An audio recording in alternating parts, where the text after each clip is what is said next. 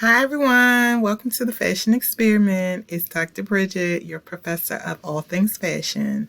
And today we're going to continue our review of Fashion Week trends for Fall 23, Winter 2024. We're going to look at women's wear from the runway. Okay, so check if you didn't look at the last video, I reviewed the Fashion Week shows for men's wear.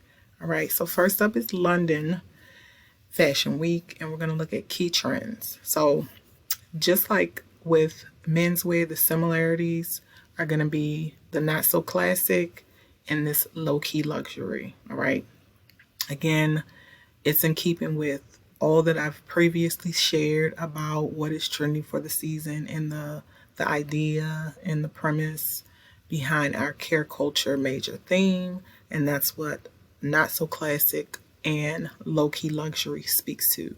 I'm leaning towards using our tried and true staple garment styles to create our wardrobe, all right? And then everything else is kind of an extension of what had already been trending in spring, summer. That's pretty feminine and the refined fetish, like just leaning into our femininity and just being a woman, the shape and the curves of a woman's body, appreciating that and embracing that. And then the Y2K speaks to the major theme, creative reset, in encouraging consumers to identify a particular look or decade or era where they identify with that style and embrace that. So the Y2K look is trending and resurging because of that.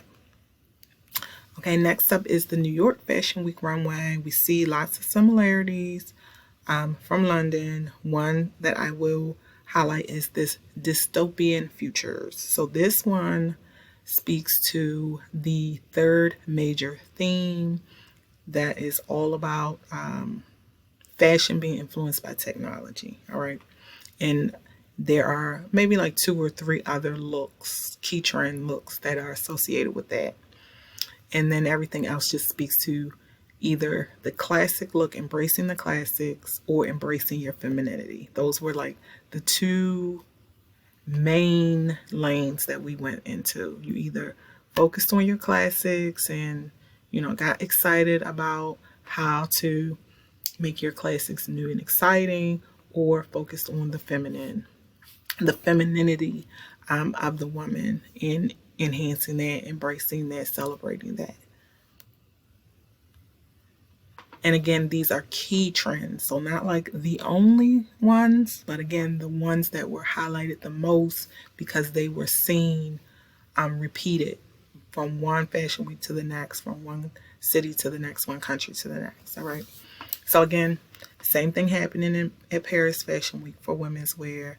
Only difference here, we see this elevated utility. So this has crept in. This also is influenced by menswear, this like workwear look that is resurging that we'll look at when we get to some denim later on down the line. But you see the 2 lanes clearly identified.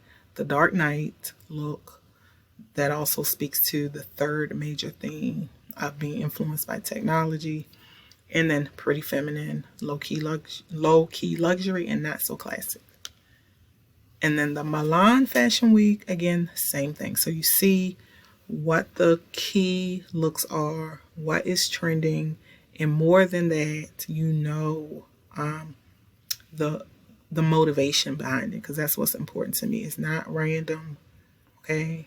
There is an overall purpose for it, and it's driven by the desires of consumers and, again, our overall interest and purpose to make the world a better place. That might sound corny, but that's what we need. We need more positivity in the world. And this care culture theme and the idea of recreating what is important to us in regards to fashion and dress, and dressing and styling ourselves, maintaining our creativity, but doing it in a sustainable way, in a way that shows that we care and are concerned about our world, our community, our people, our planet. Like that's great for me to see that being driven by an entire industry. So you know the purpose behind it. That's what I love. And then finally, we're going to wrap up with Copenhagen. And what is highlighted here is slightly different because it's not a major, I mean, it's relevant and has a wonderful place, but it's not, the top fashion week. But anyway, you see the relaxed formal, which is like that city dressing that we previously saw, and elevated outdoors, and the 90s grunge. So in the 90s grunge, again, us identifying a particular era where we like the look associated with that era and using that as your inspiration. So that's what that speaks to. All right, so I hope you enjoyed this video. Make sure you like and share and come back for more.